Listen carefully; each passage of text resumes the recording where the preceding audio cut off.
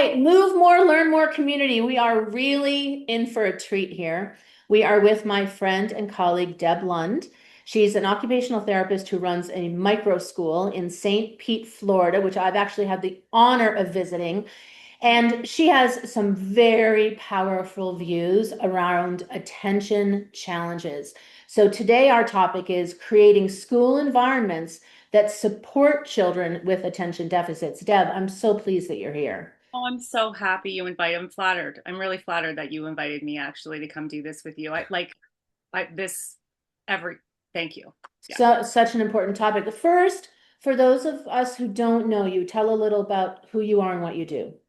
So I'm an occupational therapist. Okay. So I've got my master's in science from McMaster University. I don't know if you're familiar with McMaster. It's a university in Canada that specializes in, like, my program is really, really, really heavy in motor and developmental coordination disorder. Like, CAN-CHILD is known around the world for the motor piece. Okay. Right, right. But before that, my undergraduate degree is actually in psych. So I have a double major in psych. I honored in psychology in order to go on, focused heavily in child psych and just abnormal psych in general. And personal growth, I was always fascinated with personal growth classes.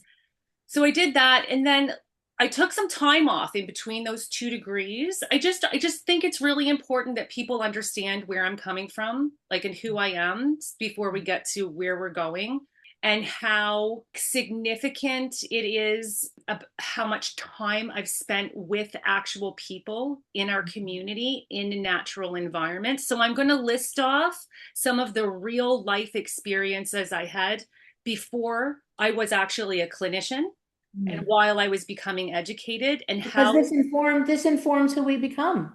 No, it totally does. And I'm a person who pivots in response to challenges. Do you know, Mhm. like, that's just who I am. I've always been that way. Like, Mhm. I'm not like, if it isn't working, I'm not hanging out here any longer. I'm going to go somewhere and find a solution.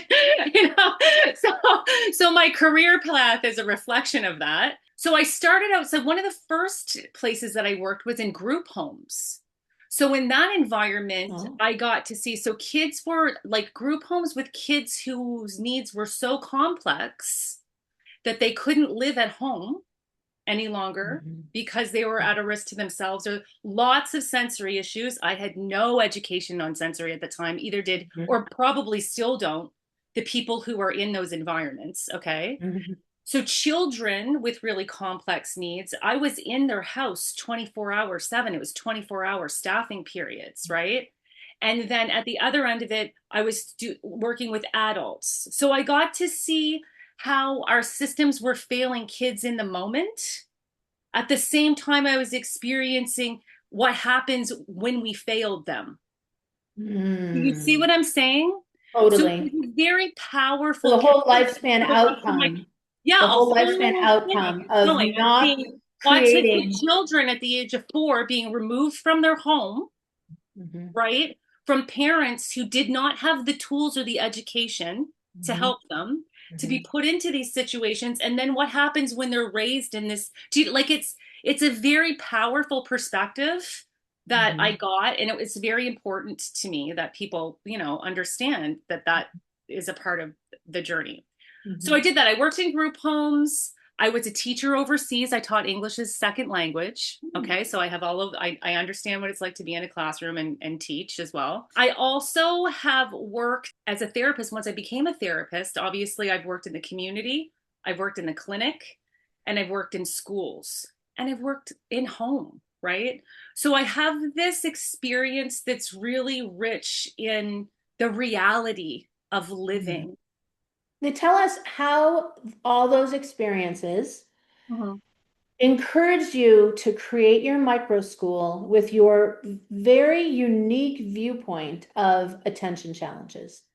Right? Like, I'm so passionate about this. I know. I'm so passionate about the complexity of early development in our Mhm. kids, even within neurotypical kids, and Mhm. how even our neurotypical kids are being underserved. Like, that's the first thing that I would say about going into school environments, right? One of the biggest, like, you want to talk about fuel, is like going into school environments to support kids who have unique needs and developmental delays and differences, okay?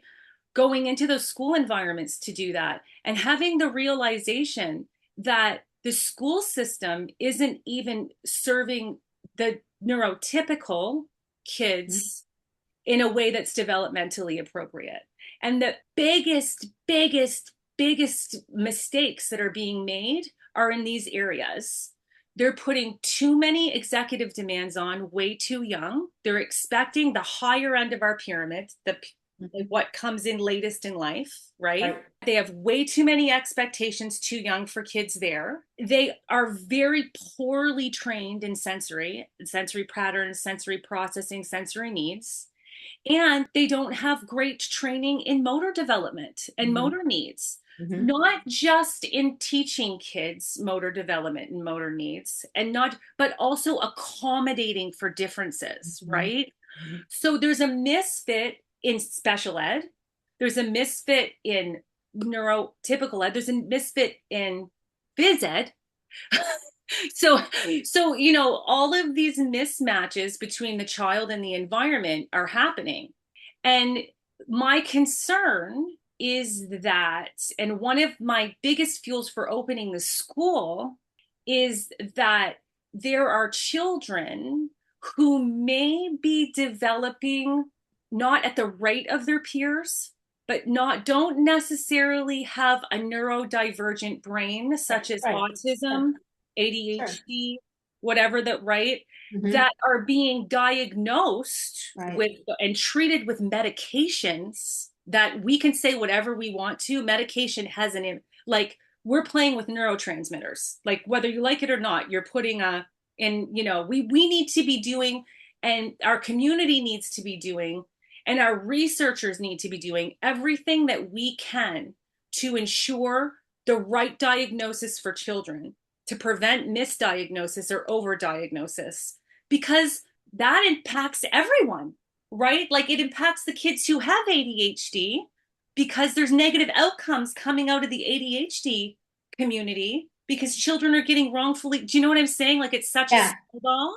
Okay, so I want to jump in. I just want to jump in for 1 second. I had to take my shoes off to ground myself, first of all. I kicked them off. I'm grounded. Okay, that's what I want to say. Yeah, go. So we're just because I'm sure that people are watching and going, okay, we get it. Now what do we do? So what I just want to say here is what I hear you communicating is that we know that we've got the developmental pillars, right? Sensory motor, language, cognition, social relational.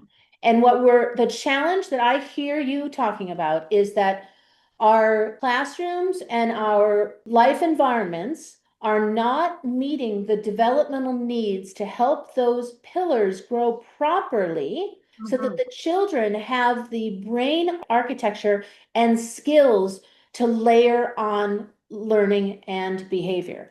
And so you're saying that we're just jumping to any attention challenge is ADHD when you're seeing something else, and that's why you've created this school. The other thing that you haven't said yet that's important, and then I'll be quiet, I'll ground myself again, is that one thing I love about your work, I've been to your school, is you're really translating science into practice. And the science is not getting into practice. It's not getting into psychological practice. It's not getting into classrooms. It's not getting into homes. And I feel that you have a passion to change that. Definitely, for sure. Okay, and I'm going to come back. I just want to wrap that last piece up. There's one more really important part for me. Oh, yeah. That there's a lot of evidence in early intervention. And that's because there's a difference between developmental variances where kids develop at different rates, especially in those early years under the age of 6, and neurodivergence. Right. Do you see what I'm saying? Say it again. So there's a difference between developmental variance where kids are developing at different rates, but they have all of we're fully capable of building, and we don't want them to fall behind. We still want to intervene and help them catch up as fast as they can. And early intervention supports that. We see that in the literature hard. That's why there's so much funding for early intervention, right? But there's a difference between that and brains that are like autism, ADHD, like kids who require and need the support of a diagnosis in order to access what they need, right? So when we mislabel and misdiagnose children, we're doing such a disservice to those children, To everybody. to everybody, to the people who need the diagnosis and the people who are being, medicated or being pressured. Like, so one of the biggest misdiagnoses is, and this is documented in the literature, I'm not just pulling this out of my, I'm not into the whole pseudoscience bit, like this is Okay. Okay. is children's birth dates. So Oh, right. kindergartners who Right. don't turn like the age of their peers until the end of the school year Right. are the most commonly misdiagnosed children Mhm. amongst the children who are being misdiagnosed. Mhm. I'm gonna leave that. I'll leave those points right now. Okay, But so it's very powerful and it's very important. right. And can I go? Okay, do you mind if I stay here for one more second to give one Sure, more? no, you This, stay, and because then I'm this is bringing you into really your fuel school for and how you do it differently, because I know right. people want to know, well, what do you do that's different than everybody else? Yes, definitely for sure. So another thing as well, though, is that diet, especially attention deficit hyperactivity disorder, because the symptoms are movement, and movement is so important when they're little. They should be moving as much as they can, satisfy their movement needs, Mhm. satisfy their movement needs when they're little. We should, instead of trying to get them to sit still, we should be trying to get, they're moving because their brain is telling them they need to move in order to develop. Right. They either need the dopamine or they Right. need the foundational sensory processing, sensory motor pieces, right? Like get them moving, okay?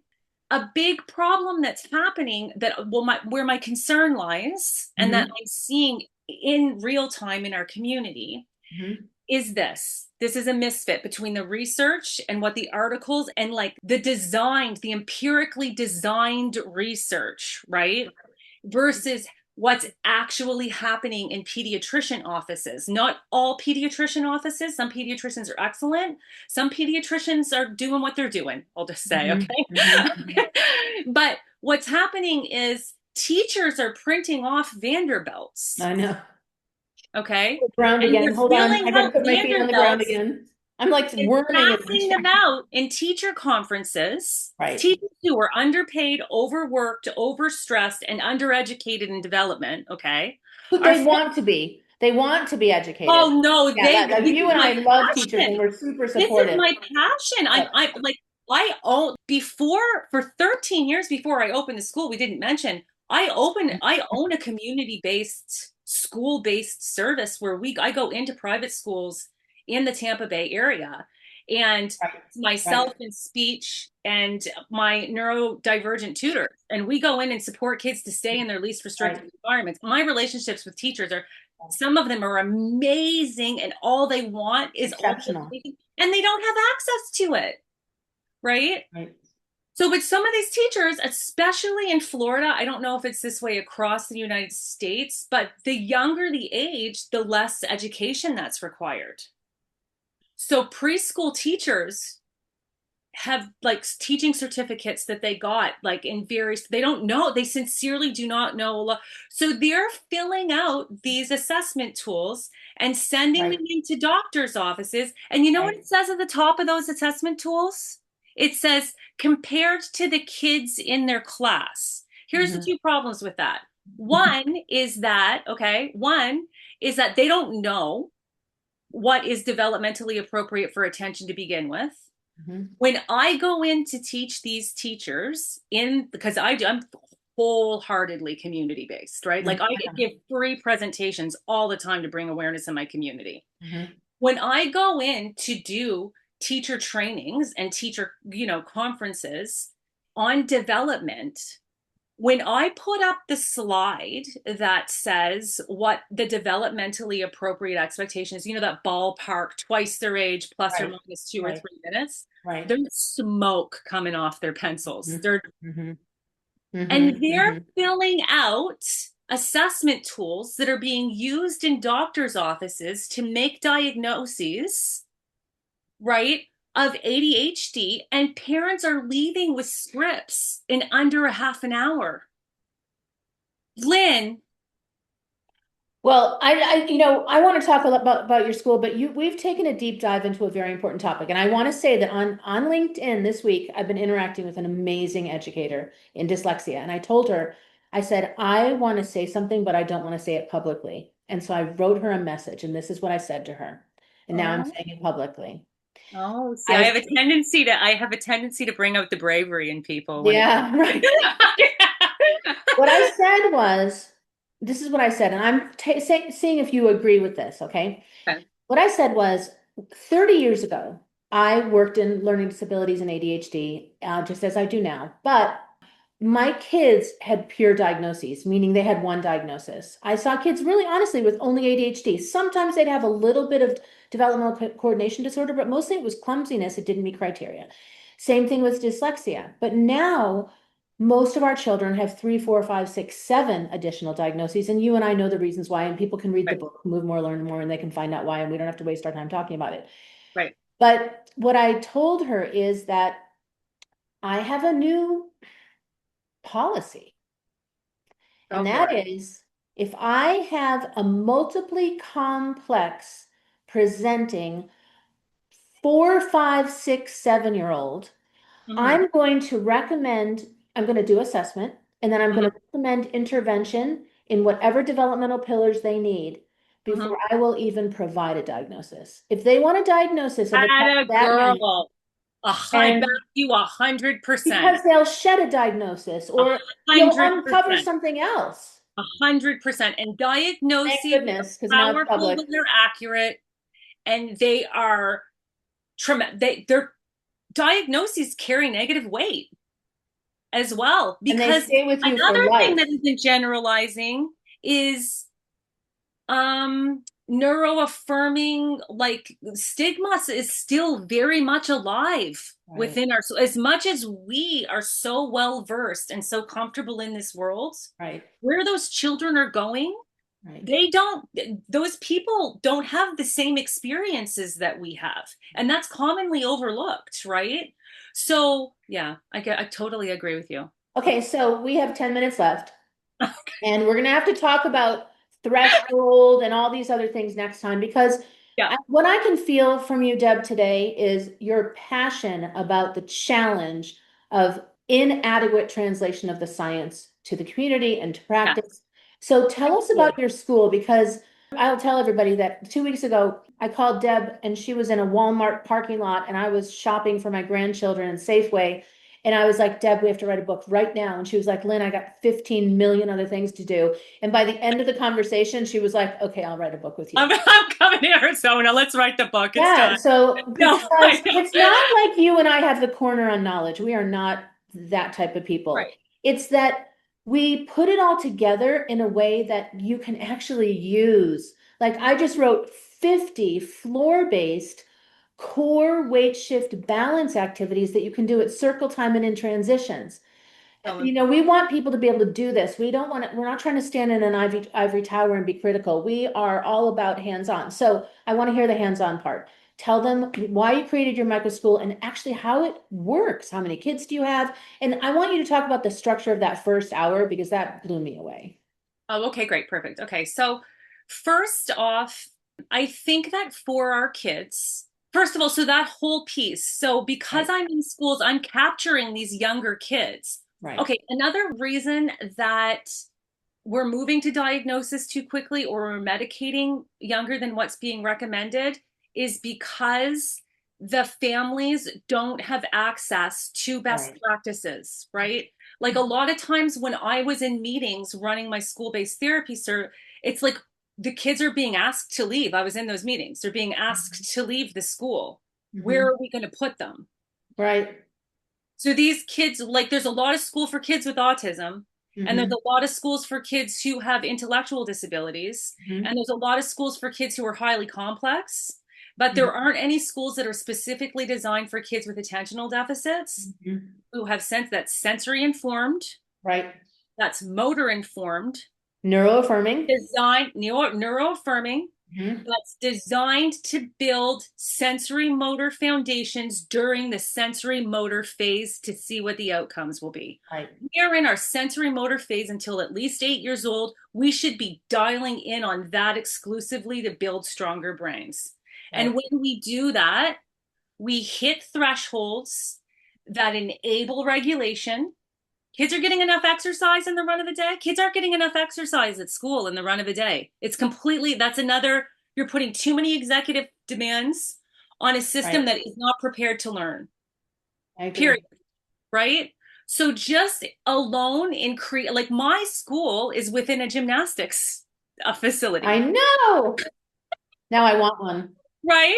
And we take our vans out to go to the park and we try to get as much green space as we can, but because I wanted access to the equipment and I wanted Right. access to all of the I'm an OT. I'm an OT. I need the vestibular, the proprioceptive, the ocular motor opportunities, so I needed that in order to be able to facilitate this environment that really hones in on strengthening those foundational pieces Right. so kids can get regulated Right. so that they can then access learning. But Deb, I have to jump in here because what I learned at your school, and I feel this way too, but I'm a psychologist, so I didn't really know how to do it. Now I know better because I've met you. But what you have been teaching me is about, it's not just about calming. Hitting the threshold means that you can upregulate, stabilize, and then downregulate efficiently and effectively because many of our children, you know them. They're hitting, punching, kicking, pushing, and they tell me, I don't want to do this. I don't want to do this. Right? Bump into Behavior people, bite communication. them, but my You're body not wants to listening do to me. it. Yeah, and the I reason don't have the words to tell you yet because I'm still right, in a chapter of life that requires co-regulation, and you don't have a right, clue what I need to get regulated. right. All right, so we've got 2 more minutes. You know what? Okay, okay. Well, we're One we're going to second. do this again because you have so No, much to add, definitely. and I feel like it was important today for you to say what your view of the problem is. Yeah. And it's important to say also, we've said it, that we have to start getting the science into community and into schools. And, we're all 12 of us, all 14, 15 of us are really working on that in a worldwide way. But what can parents do? Like, if they're just nodding their head going, yes, I'm living this, what can people do like today to start meeting the developmental needs? I mean, aside from proper assessment, proper diagnosis, what are the everyday actions you can take to start making a shift in your child's sensory, motor, and cognitive skills? Okay, I'm going to answer that, but I want you to make me a promise before I That we go. do another show? That we do that we do another show because I didn't get a chance to talk about how the disservice we're doing to our sensory seekers because we're mistaking them for kids who are hyperactive. And those are Okay. what their needs are at two different ends of the and that's really that could be a 20-minute conversation just in itself that. Okay. So we've We'll already have got a you list back of to things. talk about the important sensory piece in kids with ADHD. That's why Okay. I sent you that article, that Okay. 2025 paper I just sent you. Mhm. Huge. We'll link it. Sensory profiles amongst kids who have ADHD are different than their neurotypical peers, and it's a great paper. Okay. Okay, what can parents do? I'm passionate about what I do. I I know. live And it. I that's feel it. that's why you were my colleague and you became my friend, Yeah, I know. you Um, know? and that's why I saw you in that presentation, and I reached out to you and introduced myself to you because I saw And we shared. you didn't see me in person, right? No, no, I It saw was you on, in yeah, passing. I online, saw you yeah. in But in passing. person, it's just like Yeah, yeah. fireworks. Yeah. Okay. So what can parents do? I think that the one of the biggest things that you can do is try to gain and learn as much as you can about development, right? And Right, how to support basic development and your child's basic brain needs. So right, look into milestone trackers so that you can take those things to your doctor informed. You want to be as informed as you can to advocate for your child, right? So find some good milestone trackers online. Maybe we could attach a couple. There's a lot of we'll free have, yeah, in Canada okay. actually has the best Get ones. some milestone tracker, like to fill those out. If you see that they're off or there's any red flags, take that with you to your doctor. Okay. Right. Another thing that you can do is that the Star Center has great. If you're specifically concerned about sensory processing, go to the Star Center. It's a great, Out of reliable Denver? space in Denver. Yeah, Okay. Lucy Miller. Yep. Okay, go check that out. Their Um, website? that website is a Okay. plethora of Okay. information. Okay, that's great. One, okay, then also, if you are struggling as a parent to get your child to exercise as much as they need to, eat variety, get the Right. nutrition in them that they need to, or sleep the number of hours that they need to, that is fuel to seek support. Those three things are the foundations of all things. And if you are you're struggling to meet the recommended guidelines for those three areas, go to your pediatrician and ask who you can get support from. All right, so we've talked a little bit about the problem. We've talked a little bit about some of the solutions. What are the things that you provide, Deb, in St. Pete and even nationally and internationally that people can get a hold of or participate in? So right now we have the school going, but it's a very small environment and we're already working on a wait list. Like I might have one or two more kids for next year and that's it because I really want to do it right? Because it's going to be my lab that everything else moves from. So, okay, so we have the school. I'm putting a strong focus on building groups and partnering with community. Like right now we're doing kickboxing through the school. We did music through the school. But the purpose for that is so that I can build courses and curriculums for people in group environments. So like if you're a martial arts teacher and you want to learn about how to manage behavior, you can have, I'm going to be offering courses online to help facilitate groups in our community. So that's one piece. I'm going to be offering with my school. You can't have a school and not have parent education involved too, because they go hand in hand, right? Like we're looking at I'm whole child, whole brain. So we're rolling out a series of parent educations that go August, September, October, November, December. And as I roll those out to my parents and I get their feedback, I'm going to be uploading them to the web for other parents to be able to take as well to help support their children. Okay. Now you can follow the timeline of this and what's going on with us and what is coming available through our social media accounts. Okay. But also through our podcast that my speech therapist and I are starting, that you're going to come on and talk as well. And hopefully many of the people listening to this who are passionate and as good at what they do as you are will want to come and be interviewed as well. My podcast is really, really, really for the parent and the teacher in the community. So I'm really trying to express the things that we talked about today at large and bring this information from myself. It's not a treatment. It's an education. It's an education, but I will be making announcements. Like we just finished a behavioral course. It's been uploaded to our site. You're welcome if you're a parent that has that. So, you can follow along and see the progress of what's available to you as it rolls out by following our podcast, which is going to was supposed to launch beginning of February, but we just got really into how we wanted it. Yeah. Now, is that beyond diagnosis? Beyond diagnosis. Okay. Now we're going to close, but I want you to say the important thing. And the important thing is that neurotypical child needs a minimum of 60 minutes of vigorous activity a day. They need to push. I have some little posters I made for my school that I can give you too that have these recommendations on them. Okay. They're just comment on what you said to me yesterday about the neuro-unique or neurodiverse children. How much movement? Well, 100%. So the thing is that the recommendations are at least. Right. Under the age of 6, the recommendation is 3 hours. I would say, knowing what I know about brain development in that chapter of life, continuous. Like ongoing, like you want them to be moving and playing, moving and developing social skills, moving with their peers, doing strengthening activities, doing coordination activities, you want them to be having all of their life experiences within movement as much as you can facilitate, right? And then after that, we move into an hour to an hour and a half of moderate to vigorous activity. Oh gosh, which a lot of our kids aren't getting because they're not in shape enough to get it, because like the complexity of this, right? Because they were, they have motor issues when they're little. They don't build the motor systems they need to access the exercise they need to meet the threshold, release the neurotransmitters, and here we go, right? The foundations are trivial.